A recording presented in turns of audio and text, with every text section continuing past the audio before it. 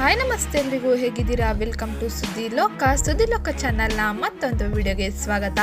ನಾನಿವತ್ತು ನಿಮಗೆ ತಿಳಿಸೋಕೆ ಬಂದಿರೋ ವಿಷಯ ಏನಪ್ಪ ಅಂದರೆ, ಸಮೀರ್ ಆಚಾರ್ಯ ವಿರುದ್ಧ ಅಲ್ಲೇ ಆರೋಪ ಮಾಡಿ ಶ್ರಾವಣಿ ಅವರು ಪೊಲೀಸ್ ಮೆಟ್ಟಿಲೇರಿದ್ರು.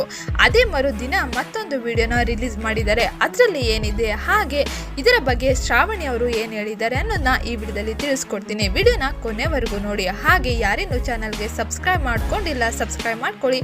ಶೇರ್, ಲೈಕ್, ಕಮೆಂಟ್ ಮಾಡೋದನ್ನ ಮರಿಬೇಡಿ. ಈಗಾಗಲೇ ಚಾನಲ್ಗೆ ಸಬ್ಸ್ಕ್ರೈಬ್ ಆಗಿರೋರಿಗೆ ಥ್ಯಾಂಕ್ ಯು ಸೋ ಮಚ್ ಅಂತ ಹೇಳ್ತಾ ಇವತ್ತಿನ ವಿಡಿಯೋನ ಸ್ಟಾರ್ಟ್ ಮಾಡೋಣ. ನಿನ್ನೆ ಏನಾಗಿತ್ತು, ಹಾಗೆ ಮತ್ತೆ ಇನ್ನೊಂದು ವಿಡಿಯೋದಲ್ಲಿ ಶ್ರಾವಣಿ ಅವರು ಏನು ಹೇಳಿದ್ದಾರೆ ಅನ್ನೋದನ್ನ ಪೂರ್ತಿ ಡೀಟೇಲ್ ಆಗಿ ಈ ವಿಡಿಯೋದಲ್ಲಿ ತಿಳಿಸ್ಕೊಡ್ತೀನಿ. ವಿಡಿಯೋನ ಕೊನೆವರೆಗೂ ನೋಡಿ. ಹಾಗೆ ವಿಡಿಯೋ ಇಷ್ಟ ಆಗಿದ್ರೆ ವಿಡಿಯೋಗೆ ಒಂದು ಲೈಕ್ ಮಾಡಿ, ಸಪೋರ್ಟ್ ಮಾಡಿ.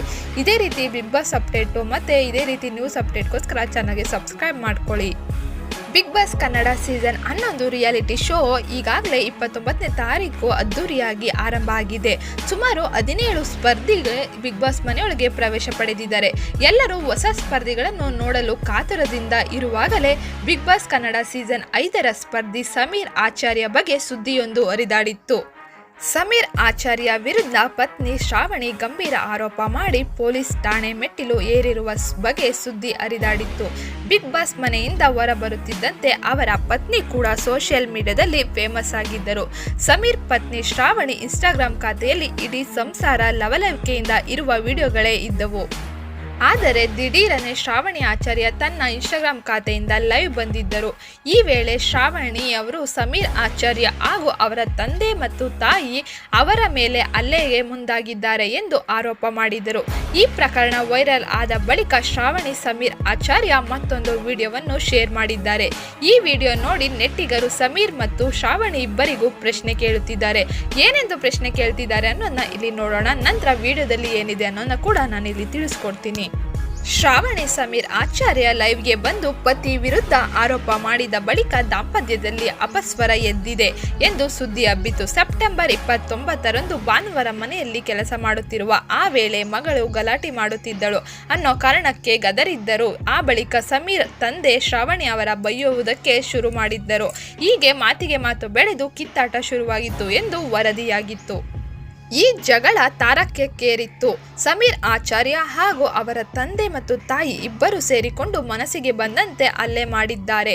ತಕ್ಷಣವೇ ಶ್ರಾವಣಿ ಇನ್ಸ್ಟಾಗ್ರಾಂನಲ್ಲಿ ಲೈವ್ಗೆ ಬಂದು ಘಟನೆಯನ್ನು ವಿವರಿಸಿದ್ದಾರೆ. ಇದು ಗಮನಕ್ಕೆ ಬರುತ್ತಿದ್ದಂತೆ ಬಿಗ್ ಬಾಸ್ ಕನ್ನಡ ಸೀಸನ್ 5ರ ಮಾಜಿ ಸ್ಪರ್ಧಿ ಸಮೀರ್ ಆಚಾರ್ಯ ಸಿಟ್ಟಿಗೇರಿದ್ದರು. ಇದರ ಬಗ್ಗೆ ವರದಿಯಾಗಿತ್ತು. ಇಷ್ಟೆಲ್ಲ ಘಟನೆ ನಡೆದ ಬಳಿಕ ನೆಟ್ಟಿಗರು ಬೇಸರ ವ್ಯಕ್ತಪಡಿಸಿದ್ದರು. ಈ ಘಟನೆ ನಡೆದ 3ನೇ ದಿನವೇ ಶ್ರಾವಣಿ ಆಚಾರ್ಯ ಮತ್ತೊಂದು ವಿಡಿಯೋವನ್ನು ಹಂಚಿಕೊಂಡಿದ್ದಾರೆ. ಈ ವಿಡಿಯೋ ನೋಡಿದ ಶ್ರಾವಣಿಯ ಫಾಲೋವರ್ಸ್ ಅಚ್ಚರಿ ವ್ಯಕ್ತಪಡಿಸಿದ್ದಾರೆ. ಅಸಲಿಗೆ ಕಾರಣವೇನೆಂದರೆ, ಈ ವಿಡಿಯೋದಲ್ಲಿ ಖುಷಿಯಾಗಿ ಆಟೋದಲ್ಲಿ ಪ್ರಯಾಣ ಮಾಡುತ್ತಿದ್ದಾರೆ. ಇದೇ ವಿಡಿಯೋದಲ್ಲಿ ಪತಿ ಸಮೀರ್ ಆಚಾರ್ಯ ಕೂಡ ಕಾಣಿಸಿಕೊಂಡಿದ್ದಾರೆ. ನಿನ್ನೆ ಜಗಳ ಆಡಿಕೊಂಡವರು ಇವತ್ತು ಜಂಟಿಯಾಗಿ ಕಾಣಿಸಿಕೊಂಡಿದ್ದು ಅಚ್ಚರಿಗೆ ಕಾರಣವಾಗಿದೆ. ಅಲ್ಲದೆ ಒಂದೇ ವಿಡಿಯೋವನ್ನು ಇಬ್ಬರು ಶೇರ್ ಮಾಡಿಕೊಂಡಿರುವುದು ವಿಶೇಷ. ಇದನ್ನು ನೋಡಿದ ನೆಟ್ಟಿಗರು ಕಮೆಂಟ್ ಮಾಡಲು ಶುರು ಮಾಡಿದ್ದಾರೆ. ಹಾಗಿದ್ದರೆ ನೆಟ್ಟಿಗರು ಏನೆಂದೆಲ್ಲ ಕಮೆಂಟ್ ಮಾಡಿದ್ದಾರೆ ಅನ್ನೋದನ್ನ ಒಂದೆರಡು ತಿಳಿಸ್ಕೊಡ್ತೀನಿ. ಒಬ್ಬರು ಗಲಾಟೆ ಮಾಡಿಕೊಂಡಿದ್ದಾರೆ ಅಂತ ನ್ಯೂಸ್ ಬಂತು, ನೋಡಿದರೆ ಇಬ್ಬರು ಖುಷಿಯಾಗಿದ್ದಾರೆ ಎಂದು ಒಬ್ಬರು ಕಮೆಂಟ್ ಮಾಡಿದರೆ, ಇನ್ನೊಬ್ಬರು ನ್ಯೂಸ್ನಲ್ಲಿ ಇರೋದು ಸತ್ಯ, ಇವರು ಏನೂ ಗಲಾಟೆ ಆಗಿಲ್ಲ ಅಂತ ಸಾಬೀತು ಮಾಡುವುದಕ್ಕೆ ಹಳೆ ವಿಡಿಯೋ ಬಿಟ್ಟಿದ್ದಾರೆ ಅಷ್ಟೇ ಎಂದು ಮತ್ತೊಬ್ಬರು ಕಮೆಂಟ್ ಮಾಡಿದ್ದಾರೆ. ಆದರೆ ಇಲ್ಲಿ ಯಾವುದು ಸತ್ಯ ಯಾವುದು ಸುಳ್ಳು ಅಂತ ಹೇಳೋಕ್ಕಾಗಲ್ಲ. ಈ ವಿಡಿಯೋದ ವಿಷಯ ಇಷ್ಟ ಆಗಿತ್ತು. ಸಿಗ್ತೀನಿ ನೆಕ್ಸ್ಟ್ ವಿಡಿಯೋದಲ್ಲಿ. ವಿಡಿಯೋ ಇಷ್ಟ ಆಗಿದ್ದರೆ ಲೈಕ್ ಮಾಡಿ, ಹಾಗೆ ಯಾರಿಗೆ ಶೇರ್ ಮಾಡಬೇಕು ಅನಿಸುತ್ತೆ ಶೇರ್ ಮಾಡಿ. ಸಿಗ್ತೀನಿ ನೆಕ್ಸ್ಟ್ ವಿಡಿಯೋದಲ್ಲಿ. ಹಾಗೆ ಚಾನಲ್ಗೆ ಸಬ್ಸ್ಕ್ರೈಬ್ ಮಾಡ್ಕೊಂಡಿಲ್ಲ ಅಂದರೆ ಸಬ್ಸ್ಕ್ರೈಬ್ ಮಾಡಿಕೊಂಡು ಸಪೋರ್ಟ್ ಮಾಡಿ.